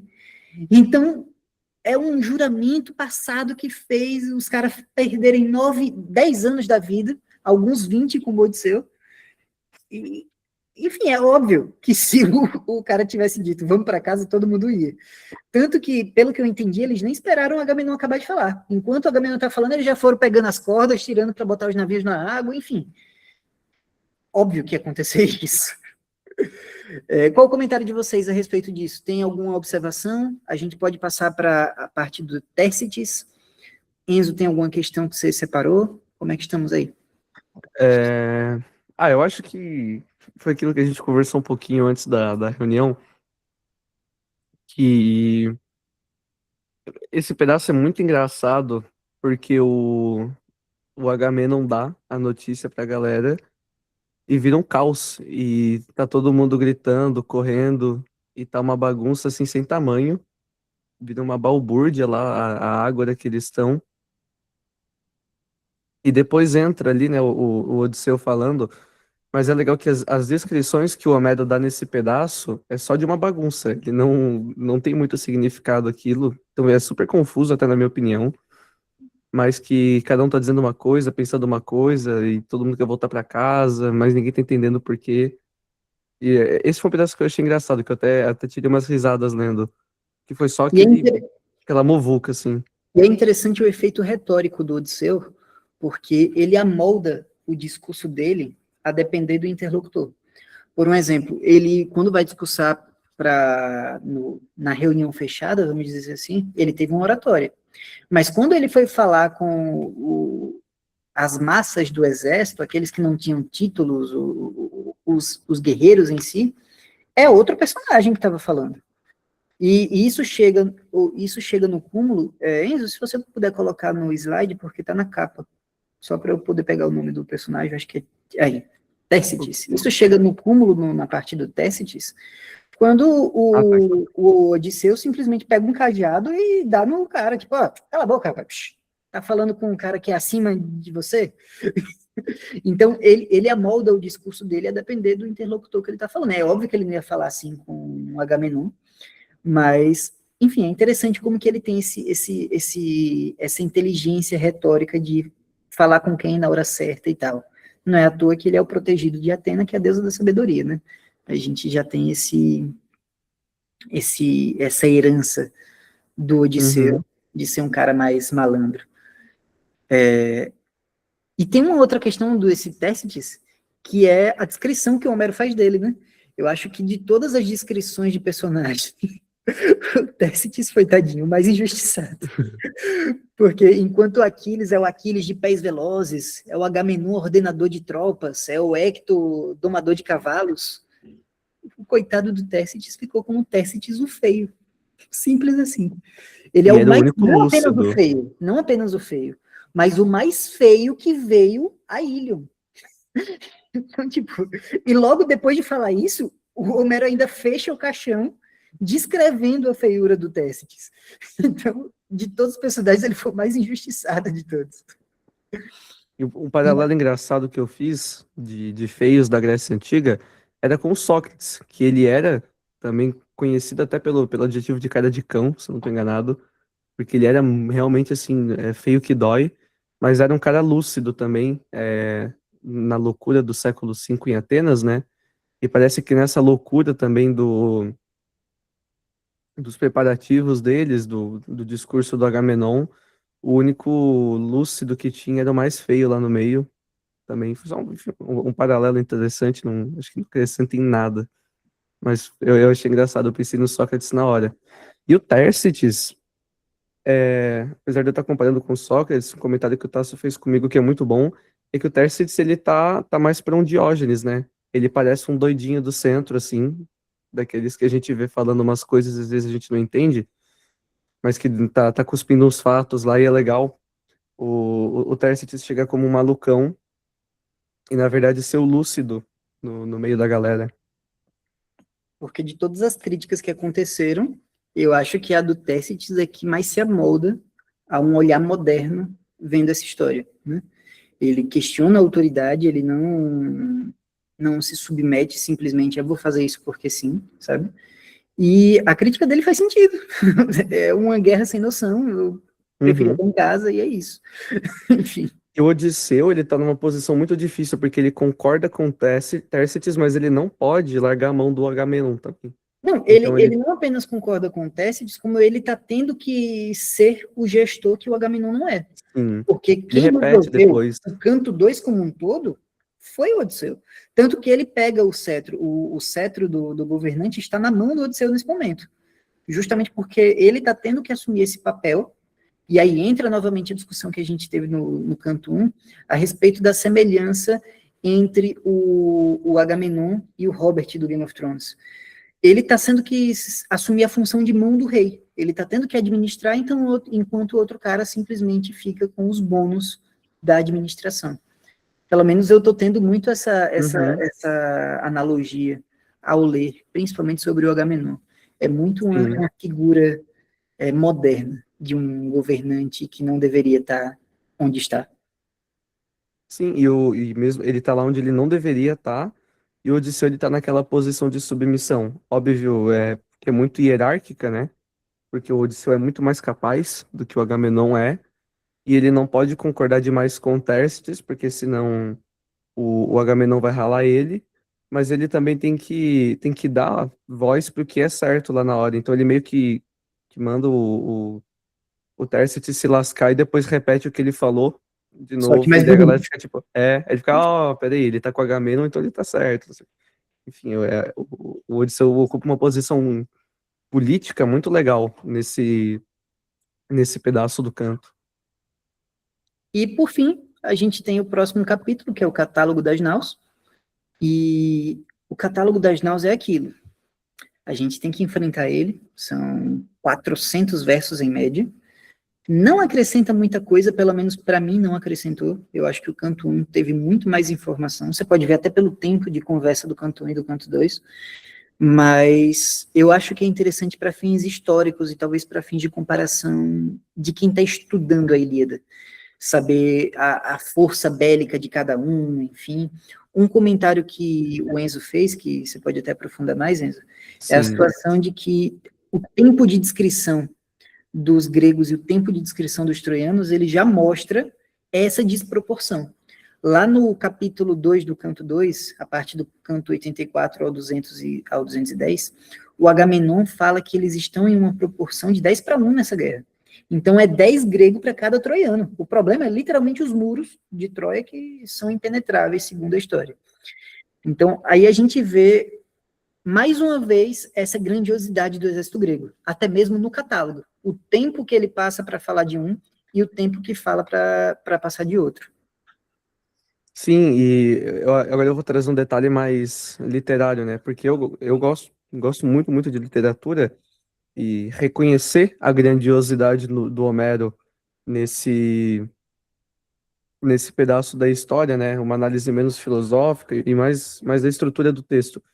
De que ele fica, depende da edição que você tem, 10 páginas ou mais, descrevendo as naus dos aqueus, indo para lá, e ele fica, e é um negócio cansativo pra caramba, e aqueles nomes lá que você não consegue mais entender quem é quem.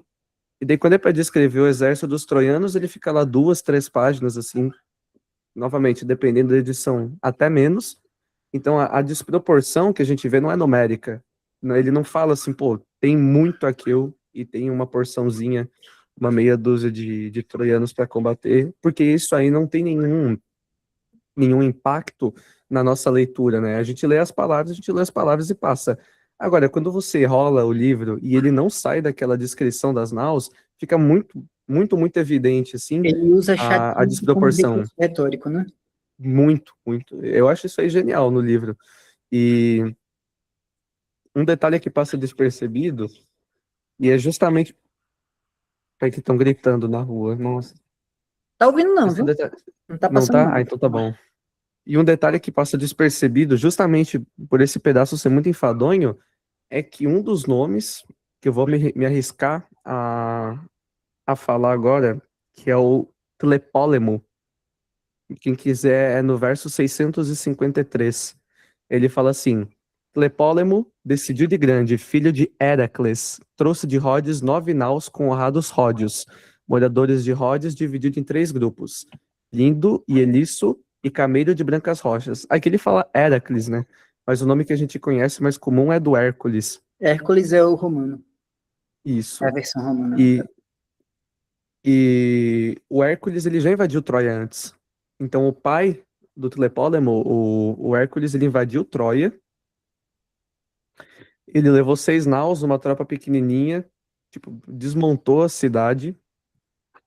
E por causa dessa vez que o Hércules, ou Heracles, enfim, invadiu a Troia, o Príamo acabou virando o rei lá, se eu não estou enganado. Ou melhor, o avô de Príamo, né? O Laomedon, acho que é o nome. Ele é rei de Troia e avô do Príamo. Ele conseguiu assumir a governança da cidade. Então a gente vê um conflito de gerações ali acontecendo também, né? Então tanto Hércules foi lá e saqueou Roma, e algumas décadas depois o filho dele foi lá fazer a mesma coisa. Enviou as naus, enfim, é a mesma situação. Laomedão, aí ó, perfeito. Acho mais fácil de falar até. Esses nomes são terríveis.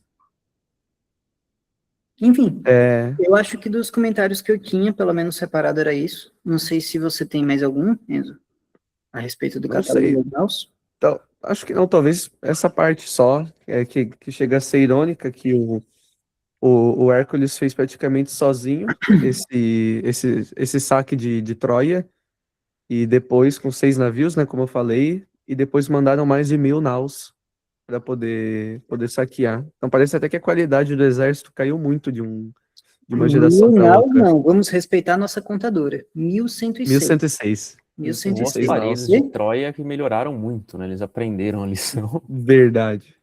Não É um ponto também. melhoraram, como se você acredita na mitologia da coisa, foi feita por um deus, né? Então, não é um negócio que qualquer pedreiro consegue quebrar.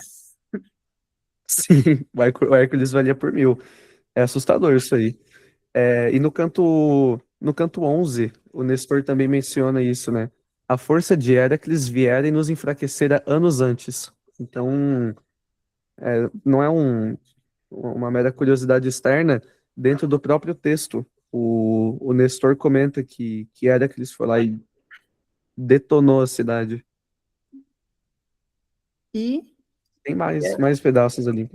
uhum, ao longo dos próximos cantos, é bom a gente fazer algumas anotações a respeito disso. Vai ficar gravado essa conversa, então eu vou degravar e colocar salvo depois do nosso drive, justamente para a gente perceber alguns comentários que a gente fez aqui no canto 1 e 2, como que eles vão evoluindo ao longo da história. Com certeza essa questão do Hércules vai ser interessante quando chegar nessa questão do canto 11. Eu vou até deixar anotado isso para quando a gente chegar no 11, a gente voltar Uhum. a esse comentário do canto 2. E eu queria ver com vocês, a gente encerrou os comentários que a gente tinha planejado a respeito dos cantos 1 e 2. Eu queria saber o que vocês acharam dos cantos. Acharam divertido? Acharam chato? Tem algum trecho que vocês não gostaram? Algum trecho que vocês gostaram? E eu acho que é isso. Só a opinião de vocês para a gente poder encerrar. E é isso aí.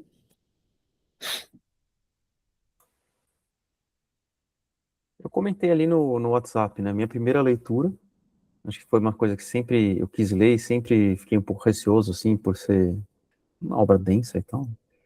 Mas eu tô achando surpreendentemente fácil e lírico e romancesco. Então Uhum. tá sendo muito prazerosa a leitura. É Você tá diferente. lendo em qual tradução?